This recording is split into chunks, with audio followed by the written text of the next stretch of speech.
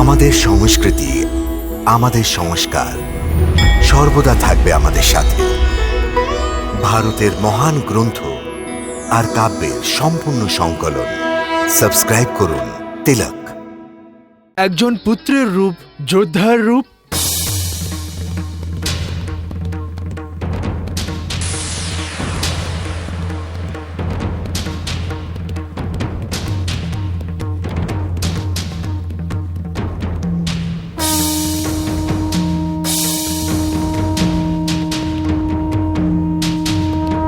কয়েক ধরনের রূপ আছে।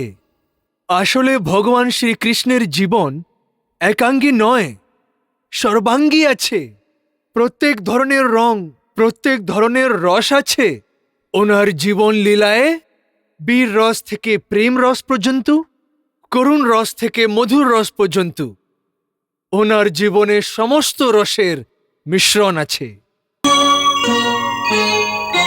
এইভাবেও বলতে পারেন যে ওই পরম সম্বেদনশীল জীবনে শুধু রসই রস আছে। শাস্ত্র বলে রসো বৈসা। शेष महेश गणेश दिनेश सुरेश हु जाहि निरंतर ध्यावे चाहे अनादि अनंत अखंड अभेद अछेद्य सुवेद बतावे। नारद से सुख व्यास रटे पछिहारे तोहु पुनि पार न पावे। ताहे अहीर की छोहरिया छछिया भर छाछ पे नाच नचावे। ताहे अहीर की छोहरिया छछिया भर छाछ पे नाच नचावे। ওনার বহুবর্ণ জীবন একটি সম্পূর্ণ জীবন, যেখানে জীবনের সমস্তই রস আছে। উনি পূর্ণ অবতার ছিলেন। এইভাবেই বলতে পারেন যে উনি পূর্ণ পুরুষ ছিলেন। উনি সংসারের সুখ এবং ভোগ থেকে পালানোর শিক্ষা আমাদের দেয়নি। সন্ন্যাসী হয়ে জঙ্গলে ঘুরে বেড়ানোর শিক্ষা দেয়নি।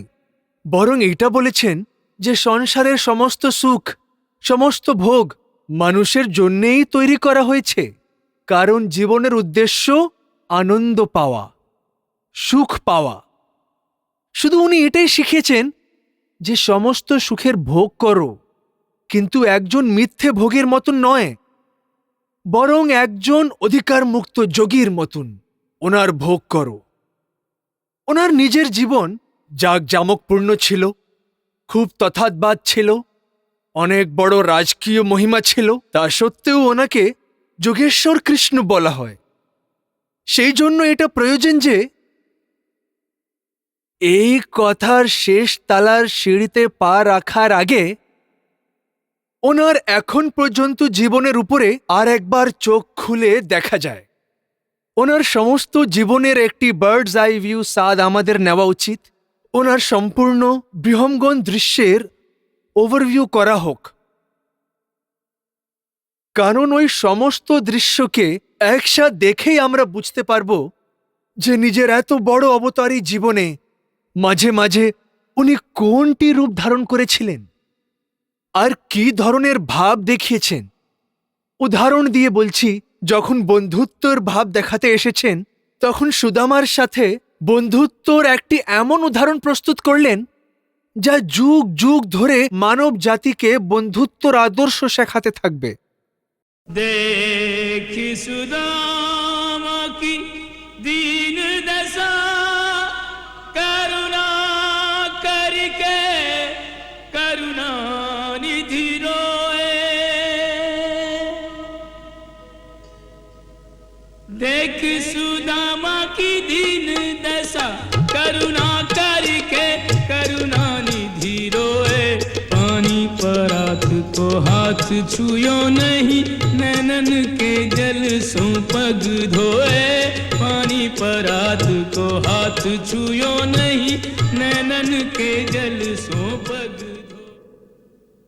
ওনার হৃদয় একজন গরিব বন্ধুর জন্য এত ব্যাকুল ছিল, এত দুঃখী ছিল যে উনি নিজের বন্ধুর দুঃখ দেখে স্বয়ং কাঁদতে আরম্ভ করে দিতেন। ওই কৃষ্ণ অধর্মীদের অত্যাচারীদের জন্য একটি পাথরের মতন, একটি পাহাড়ের মতন শক্ত ছিলেন।